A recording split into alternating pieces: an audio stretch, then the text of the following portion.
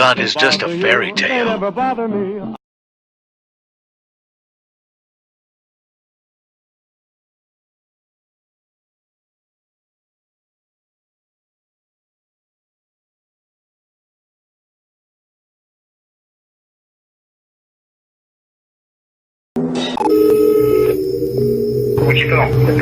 ¿Qué hizo? ¿Era el chico que está hablando ahí? Sí, ¿con quién está hablando ahí luego usted? Una propietaria de la casa 125. Marica, la propietaria de la casa 125 falleció hace como unos 20 días, marica.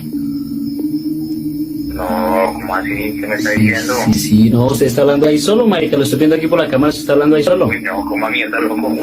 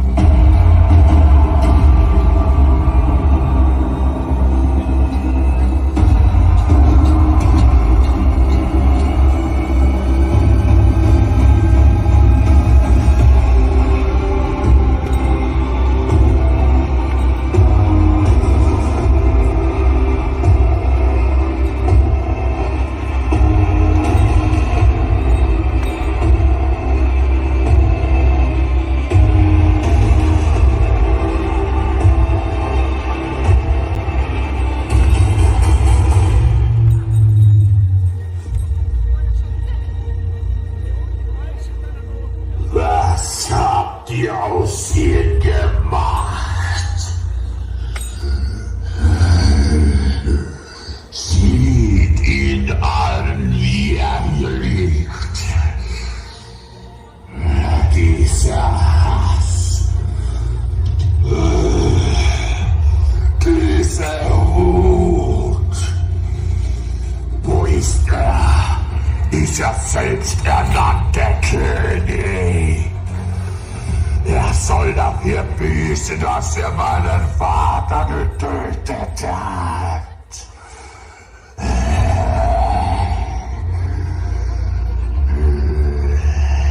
Und mich nennst du einen Verräter. Ich werde dir jetzt zeigen, wer hier der Verräter ist. Bringt meinen Vater weg hier. Nun werdet ihr den Hass und den Zorn spüren. Und was dich betrifft, selbsternannter König. Blood-curdling facts that you wish you never knew. Part 5. Despite if you're using incognito mode, Wi-Fi routers actually keep logs of what websites you visit, and the owner of the router can check this whenever they want. So hopefully you don't have anything to hide. A woman in Russia had a shit ton of twins, triplets, and quadruplets with the same man, totaling to 69 children. Nice. Tarantulas taste like shrimp.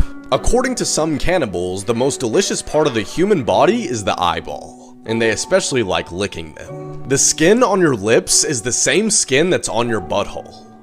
Dolphins sometimes bite off the head of a fish and masturbate into the decapitated body. A bubble caused by false vacuum decay could be growing through our universe right now, destroying everything it touches, and we would have no idea because it travels at the speed of light. 2020, please no.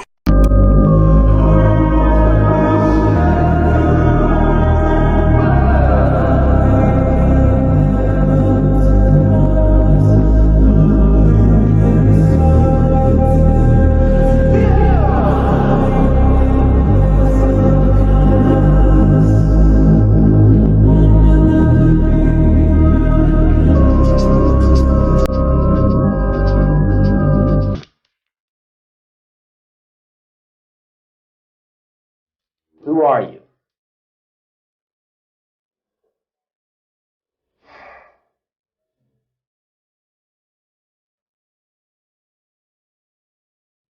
Just a guy.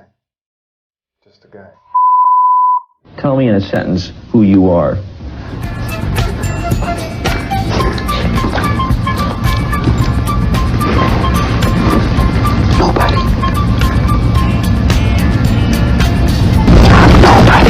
This woman melted into her couch after her parents neglected her for over 12 years. On January 3rd, 2022, 36-year-old Lacey Fletcher was found naked and deceased on her parents' couch in Slaughter, Louisiana. Lacey had extreme social anxiety, severe autism, Asperger's, and other mental health issues. She attended Brownfield Baptist Academy up until the 9th grade, and then she was transitioned into homeschooling. Lacey's parents, Sheila Fletcher and Clay Fletcher, were her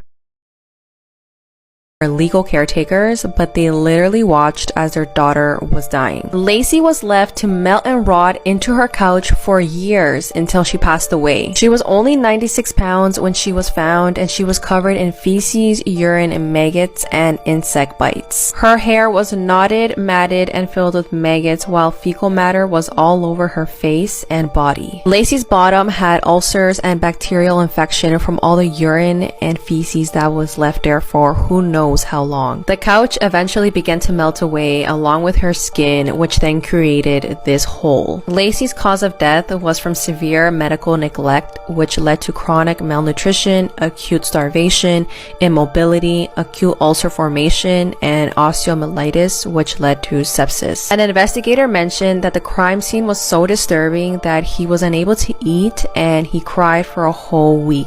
Sheila and Clay Fletcher insisted that Lacey chose to never leave the couch, but they were still arrested on Monday, May 2nd, 2022. They've been indicted in second-degree murder charges and may get life in prison with no parole if they are convicted. I literally felt sick to my stomach after learning about this case. Have you guys heard of it? People that survived the impossible, part 1. In this photo behind me is 17-year-old Julianne Kopke. In 1971, she was flying on a plane when the plane got struck by lightning, and she was sucked out and fell 2 miles down to the ground below and survived this fall. To add on top of this, aside from falling over 10,000 feet and surviving, she also ended up surviving 10 days in the Amazon rainforest, as that's where she ended up landing. No doubt one of the most crazy survival stories I've ever heard. This schoolboy stabbed his teacher to death in front of a classroom full of students. 61-year-old Anne Maguire was a Spanish teacher teaching in Leeds. She'd actually worked at the school for 40 years and she was only 5 months off retirement. However, in April 2014, something absolutely horrific happened. One of her students was 15-year-old Will Cornick. He'd always been described as a smart student who never really caused any trouble. Classmates regarded him as a polite student, but after he got diagnosed with diabetes, his personality seemed to change. In 2013, he tried to join the army, but because of his diagnosis, he was rejected. Being in the army had been his dream, so this was really upsetting for him. After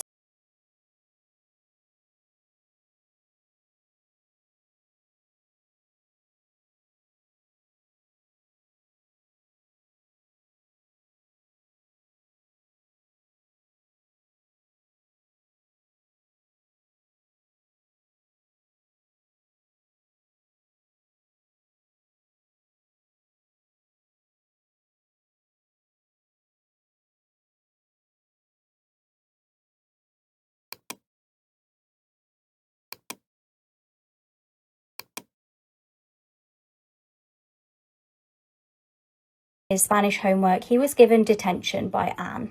He also expressed a wish to her that he wanted to drop Spanish, but she wouldn't let him, which only angered him more. He began to develop a deep-rooted grudge against Anne. Shockingly, he reportedly messaged his friends on Facebook asking if one of them would kill her for him for £10.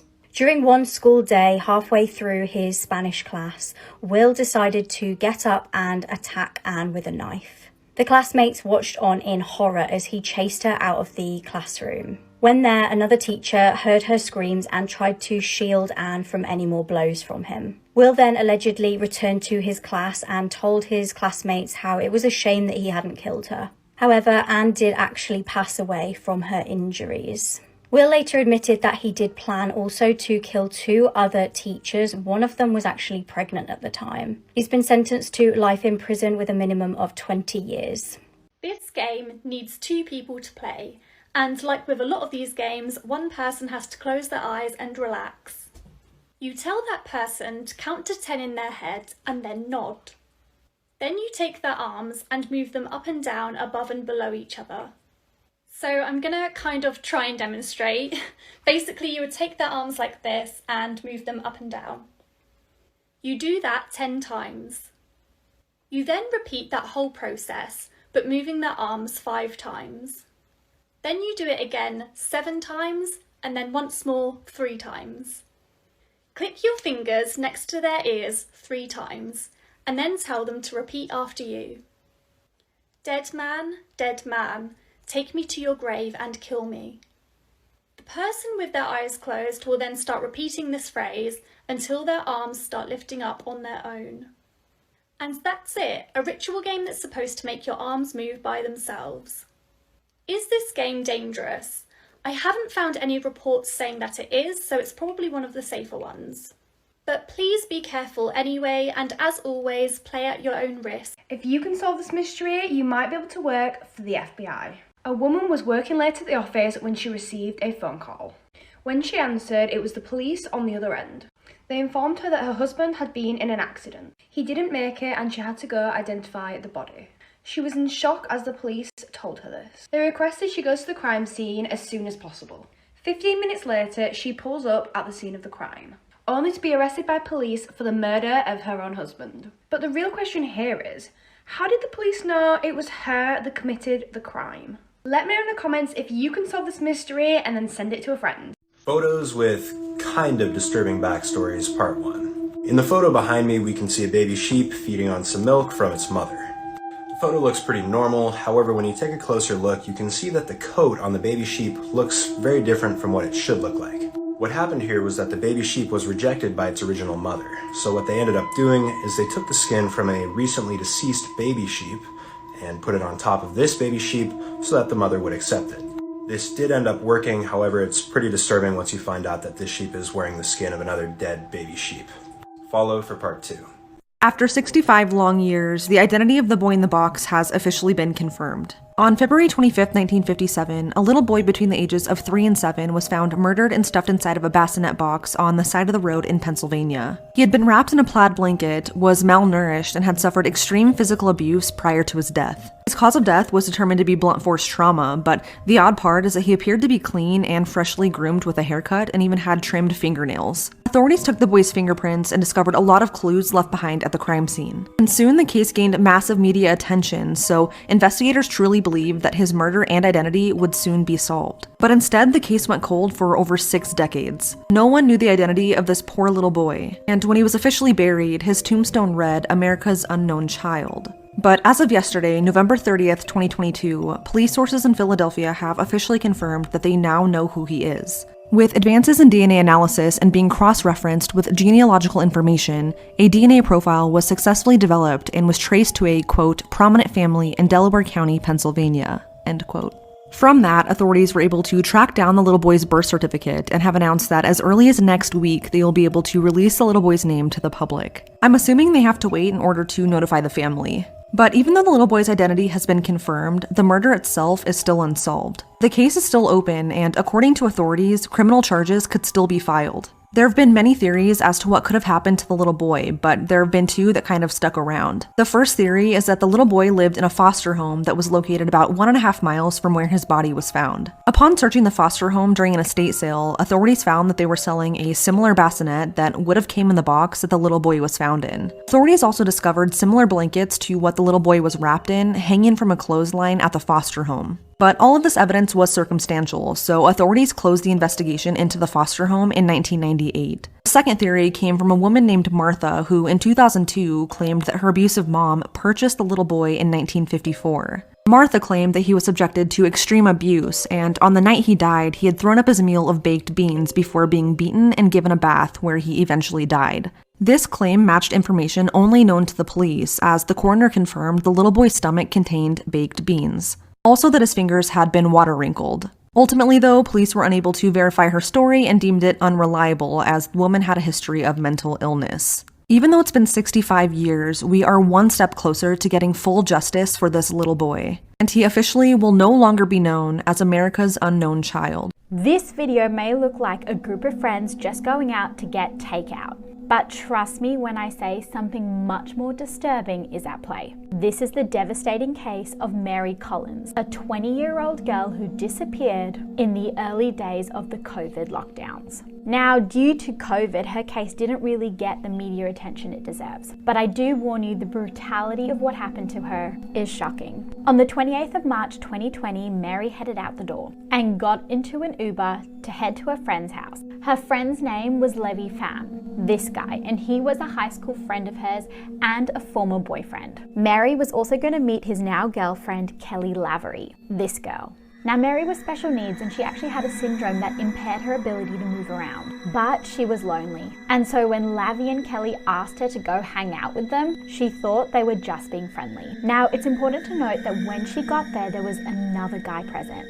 This guy, James Solano. Now, all of them sort of went out to go get sushi, and that was the video you saw posted by Levi. You can see them walking into his apartment. You can see them all walking into the apartment. But sadly, Mary would never walk out. Now, Mary's family knew she'd gone out to meet some friends.